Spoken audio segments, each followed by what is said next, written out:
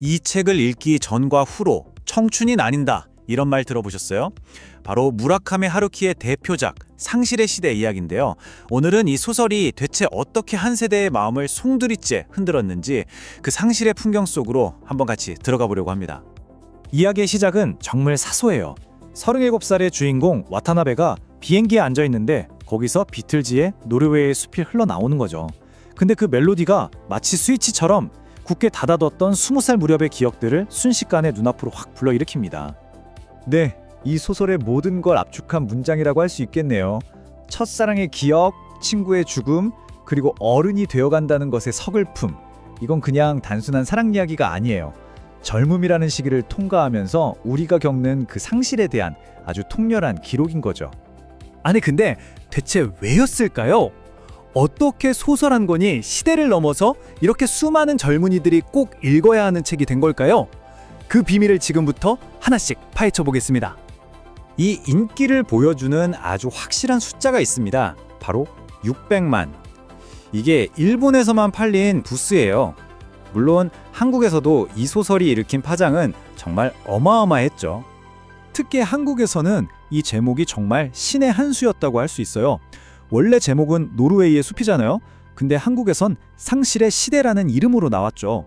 이 네 글자가 당시에 80년대, 90년대 젊은이들이 느끼던 그 시대적인 공허함이랑 불안감을 너무나 정확하게 꿰뚫어버린 거예요. 그래서 이게 그냥 소설이 아니라 시대의 상징처럼 되어버린 겁니다.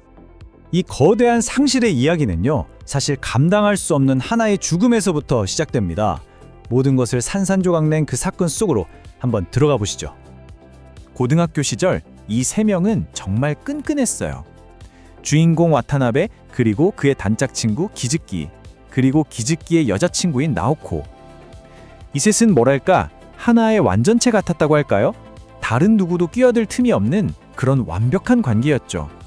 그런데 그 완벽했던 세계가 정말 한순간에 말 그대로 박살이 나요. 17살의 기즈키가 아무런 이유도 유서 한 장도 남기지 않고 차고 안에서 스스로 목숨을 끊어버린 겁니다. 정말 충격적이죠. 가장 친한 친구의 갑작스러운 죽음, 이건 남은 두 사람의 삶을 완전히 뒤흔들어 놓습니다. 와타나베는 이때 깨닫게 돼요.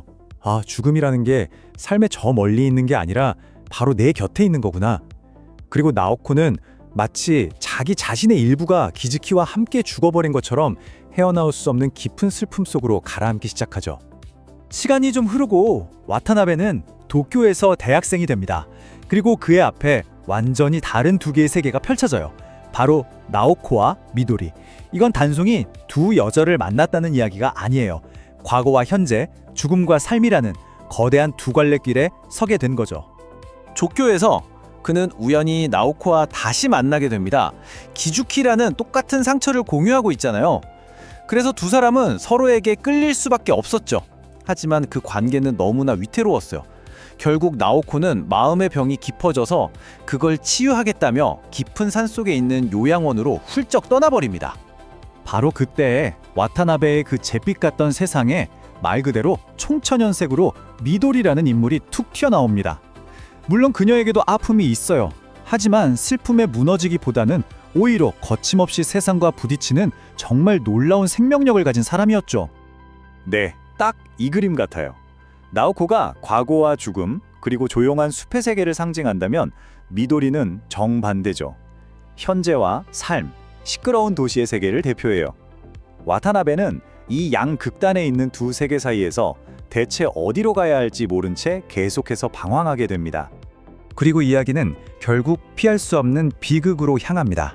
와타나베는 그의 삶을 다시 한번, 이번엔 뿌리채 흔들어버리는 더 깊은 상실과 마주하게 되거든요. 와타나베는 나오코를 기다리면서 어떻게든 희망을 붙잡아 보려고 애를 써요.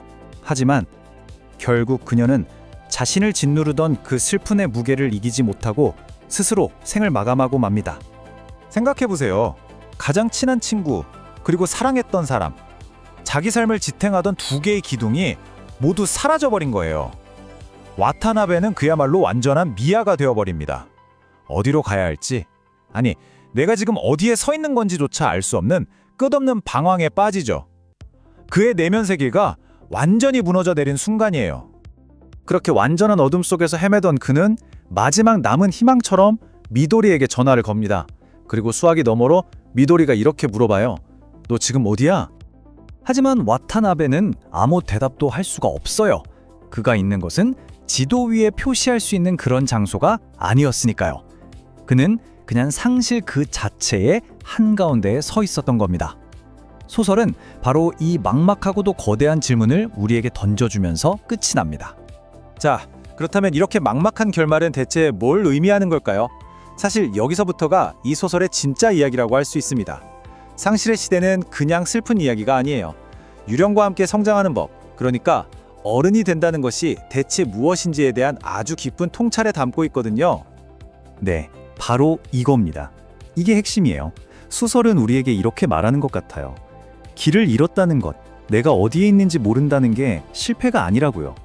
오히려 그 상실감을 피하지 않고 온전히 끌어안고 어디로 가야 할지 모르는 채로도 어떻게든 다음 한 발을 내디디려 올 그 과정 자체가 바로 어른이 되어가는 여정이라고 말이죠.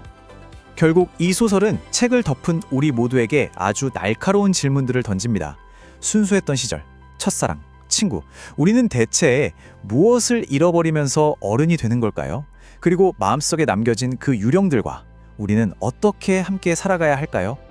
여기서 한 가지 더 흥미로운 점은 바로 시대적 배경이에요. 소설의 배경이 1960년대 말이거든요. 당시 세상은 학생운동의 함성으로 정말 시끄럽고 뜨거웠던 시기였어요. 그런데 하루키는 그 거대한 역사의 소용돌이를 비추는 대신 카메라를 돌려서 한 개인의 내면에서 벌어지는 아주 조용하고 내밀한 상실의 풍경에 집중합니다. 그리고 바로 이 지점에서 이 작품이 우리에게 남기는 가장 중요한 메시지가 드러나는 것 같아요. 죽음이란 게 삶의 반대편에 있는 게 아니라 우리 삶의 한가운데 늘 함께 있으면서 우리를 만들어가는 결코 떼어낼 수 없는 일부라는 사실 말이죠. 결국 소설의 마지막 그 질문은 시대를 넘고 책장을 넘어서 지금 이걸 듣고 있는 바로 우리에게로 되돌아옵니다.